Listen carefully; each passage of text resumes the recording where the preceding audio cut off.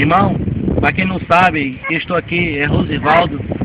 Estou aqui com minha esposa, a mulher mais bonita do Japão, Estados Unidos, Alemanha, Porto Seguro e Baianão.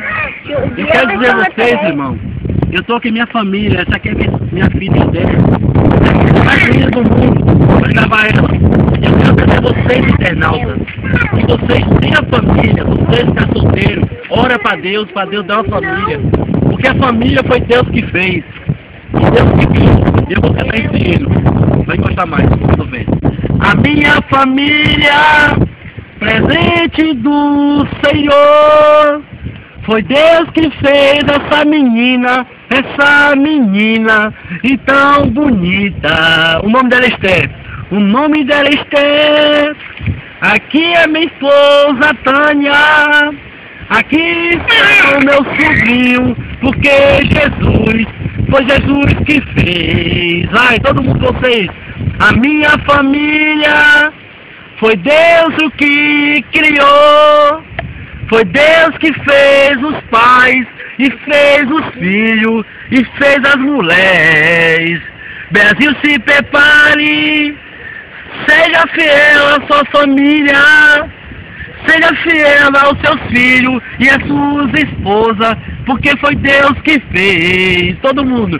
A minha família, presente de Jesus, cabeça de Deus Pai, iluminar o céu e a terra. Jesus está voltando, internauta, se prepare para a vinda. O final está acontecendo, Jesus está chegando, Jesus está aparecendo, Jesus está aqui perto da gente, irmão. Jesus está no meio dessa família. Foi Deus que criou essa princesa, essa gatona. Foi Jesus que fez toda essa família. Vocês, internauta, você já seja, busca Jesus. Aleluia! A minha família foi um presente do Senhor. E vocês, marido, não bate nas suas esposas. Não faça as suas esposas passar raiva. Ame as suas esposas. Porque foi Deus que fez a família. Foi Deus que fez os filhos. Uma coisa que Satanás quer mais acabar com a família é com os casais. É levar os casais à traição. É levar as pessoas a bater nas mulheres. Fuja desse mal.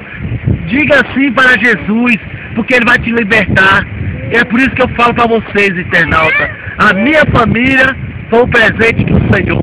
Para quem não sabe, eu sou Rosivaldo. Estou gravando esse vídeo da região de Porto Seguro, em região de Baianão, em Mercado do Povo. E fiquem todos com Deus, que a família foi um presente do Senhor.